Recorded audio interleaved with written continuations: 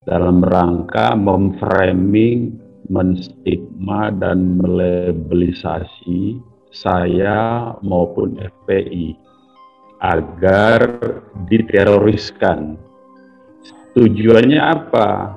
Supaya kalau organisasi FPI itu ya, sudah di label, di framing sebagai organisasi teroris, ya, maka pembunuhan terhadap anggota-anggota FPI itu menjadi sah, gitu loh.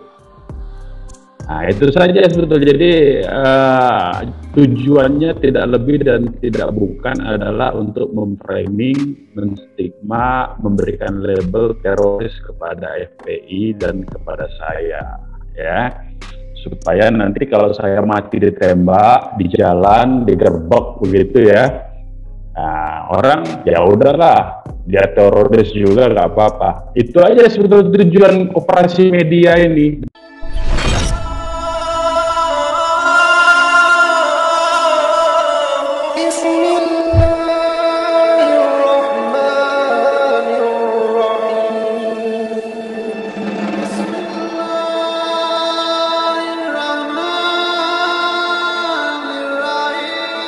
Bismillahirrahmanirrahim. Assalamualaikum warahmatullahi wabarakatuh. Alhamdulillahirabbil alamin hamdan katsiran kama amar. Asyhadu an la ilaha illallah wahdahu la syarika lahu wa asyhadu anna Muhammadan abduhu wa rasuluh la nabiyya ba'da. Rabbi israh li sadri wa yassir li amri wahlul 'uqdatam min lisani yafqahu qawli. Shadaqallahu nazim. Sahabat surga, cahaya hati dimanapun Anda berada, insyaallah senantiasa mendapatkan rahmat dari Ilahi. Dan insya Allah Allah jaga kita dari wabah pandemi dan COVID ini. Dan Allah jauhkan kita dari segala musibah yang sedang menimpa negeri ini. Amin.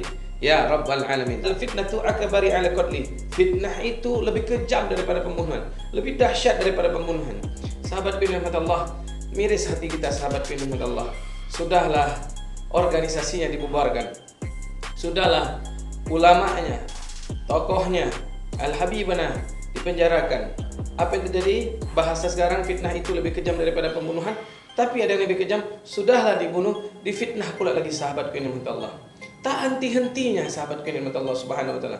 Mereka berusaha membuat sebuah opini agar menyeret semua tuduhan-tuduhan itu bahwa organisasi ini yang sudah dibubarkan adalah organisasi yang radikal sahabatku yang dirahmati Allah Subhanahu wa taala. Maka sahabatku yang dirahmati Allah, berhati-hatilah dalam mendengarkan sebuah berita. Bertabayunlah kita terlebih dahulu untuk mendengarkan berita. Jangan sampai kita masuk ke dalam mohon maaf yang sebenarnya itu adalah fitnah dan kita mengiyakan. Akhirnya apa yang terjadi? Ayakulul lahma akhihi maitan fakaritumhu. Adakah engkau mau memakan daging saudaramu sendiri yang sudah busuk di dalam api neraka jahanam? Pasti jawabannya kita tidak mau, karena kita jijik sahabat bin Allah Subhanahu wa taala. Oleh sebab itu bertabayunlah. Kata Nabi Muhammad SAW, man takalam bi kalimatin ma tabayyanu fiha nazilu ila nar jahannam suddan. Apa yang terjadi sahabatku yang dirahmati Allah? Mereka menangkap beberapa orang-orang yang mohon maaf lahir batin dituduhkan sebagai radikalisme, namun mereka disuruh persaksikan di depan layar untuk mengkait-kaitkan dengan organisasi yang sudah dibubarkan, yaitu Front Persaudaraan Islam atau Front Pembela Islam. Lalu apa yang terjadi sahabatku? Alhamdulillahirabbil alamin, untung sudah disampaikan oleh kakanda kita, mantan sekretaris daripada Front Pembela atau Front Persaudaraan Islam, ya, yaitu Bang Haji Munarman. Sahabatku yang dirahmati Allah Subhanahu wa taala, mari kita bertabayun dengan berita yang beliau sampaikan. Mudah-mudahan ini menjadi sebuah tolak ukur untuk kita bisa tahu bahwa bagaimana sebenarnya organisasi ini ada di tengah-tengah kita. Apakah betul mereka radikal atau jangan-jangan maaf kita memfitnah mereka menjadi orang radikal.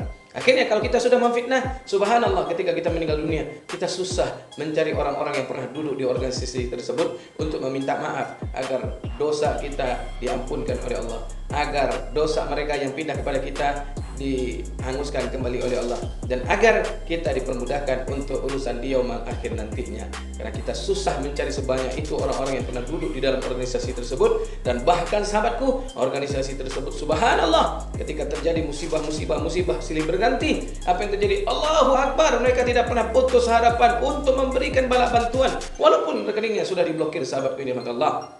Salah satu musibah yang terbaru sahabatku yang dirahmati Allah Subhanahu wa taala, yaitu musibah yang ada di kota Subang, yaitu di Pamanukan. Maka sahabatku nikmat Allah, yuk sama-sama kita lihat sahabatku video klarifikasi dari Bang Haji Munarman. Maka berhentilah berbuat zalim agar negeri ini tidak ditimpakan lagi oleh Allah musibah. Maka berhentilah kalian mengkriminalisasi ulama, maka berhentilah kalian menyudutkan ulama, berhentilah menzalimi ulama. Innal muslim akhul muslim la yazlimuhum. Sesungguhnya orang muslim dengan orang muslim itu bersaudara, dan janganlah engkau saling menzalimi. Karena apa yang terjadi? Allah berkata bahwa sesungguhnya Allah akan menimpakan azab yang sangat dahsyat dan berat kepada orang-orang yang berbuat zalim. Sahabatku, yuk kita saksikan video berikut ini. Pertama-tama saya mau katakan bahwa ini ada operasi media besar-besaran ya, dan sistematis untuk tujuan penggalangan opini publik ya, dalam rangka memframing, menstigma dan melabelisasi saya maupun FPI agar diteroriskan. Tujuannya apa? Supaya kalau organisasi FPI itu sudah di label, di framing sebagai organisasi teroris, ya, maka pembunuhan terhadap anggota-anggota FPI itu menjadi sah, gitu loh. Nah, itu saja sebetulnya. Jadi tujuannya tidak lebih dan tidak bukan adalah untuk memframing, menstigma, memberikan label teroris kepada FPI dan kepada saya, ya, supaya nanti kalau saya mati ditembak di jalan, digerbek begitu ya, nah, orang ya udahlah, dia teroris juga nggak apa-apa. Itu aja sebetulnya tujuan operasi media ini, dan itu dimulai terlihat betul ya. Operasi media itu ketika saya pertama diisukan ke Belanda, terbang ke Belanda kan.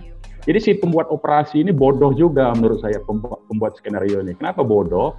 Dia itu dalam upaya untuk menstigma saya sebagai orang yang sok-sokan. Itu kan waktu itu ditulis Munarman sok-sokan mau ke Belanda, rasain lo ditangkap kan begitu tuh ininya. Medsosnya kan begitu. Nah, artinya dia sendiri memberikan informasi bahwa mereka tidak ingin kasus 6 itu diutak-atik sebetulnya. Ya, ketakutan sendiri.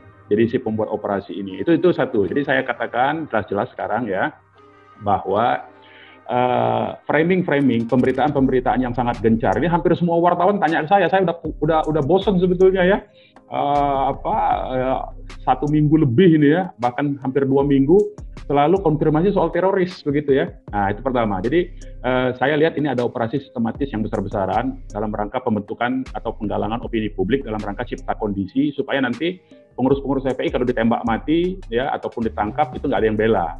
Dan kemudian kasus 6 yang ditembak di jalan tol itu menjadi hilang. Sebetulnya itu tujuannya ya, kita udah tahu lah, paham lah kita. Itu pertama. Nah, yang kedua juga saya lihat ya, ini bukan cuma yang, siapa tadi namanya pengakuannya yang terbaru itu? Zainal Ansori, Bang, izin. Zainal Ansori. Kan sebelumnya juga ada yang bernama AA yang dari Makassar itu ditangkap kan? Nah, dua-duanya kan memberikan pengakuan pada saat setelah ditangkap tuh, ya kan? Dan dua-duanya saya lihat membaca di kertas itu, sampai yang Makassar itu sampai 2 kali itu, bahkan dimuat oleh Detik 20 ya, sampai 2 kali itu kelihatan betul tuh, kelihatan sebetulnya ya, bagaimana yang dari Makassar itu tadinya kan 1 orang yang bersaksi di awal itu pakai baju kuning, kemudian ditambah lagi karena kurang kuat kan, sudah dibantah oleh teman-teman FPI Makassar, dibantah, akhirnya menghadirkan 1 lagi kan. Dan ada di Detikcom, saya juga nonton di Detik 20. Nah, itu kan keterangannya juga bertentangan sebetulnya ya. Nah, kemudian muncul lagi yang terakhir ini, siapa tadi, Ansori tadi ya, yang menyatakan dari Lamongan. Nah, dia kan juga sedang ditahan sebagai narapidana kan.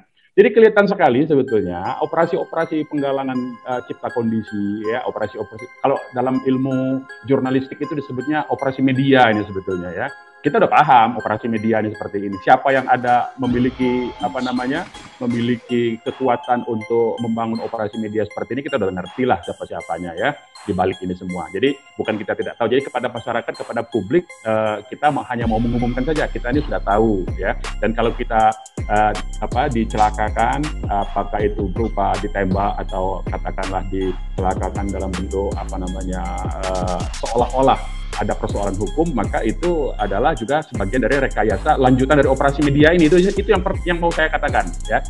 Subhanallah, walhamdulillah, wala ilaha illallah, wallahu akbar. Betapa dahsyatnya video ini sahabatku ini, Allah. Ya, sudah lihat semuanya. Maka sahabat tabayun, kita sudah tahu apa yang harus kita lakukan sahabat Allah. Kita banyak mengangkat tangan di tahajud, kita banyak mengangkat tangan di waktu duha, karena kita punya kekuatan senjata yang luar biasa mengalahkan semua senjata-senjata tentara yang terhebat di muka bumi ini, yaitu kata Nabi, ad-du'a silahul mu'minin. Doa adalah senjata orang-orang beriman yang mampu menggetarkan arsy Allah dan mendatangkan burung ababil untuk menghantam dan menghancurkan tentara bergajah. Terima kasih sahabat Allah. Jangan lupa sebarkan terus konten Cahayati Official TV ini agar bisa menjadikan ladang jariah dan menghantarkan kita ke dalam surga.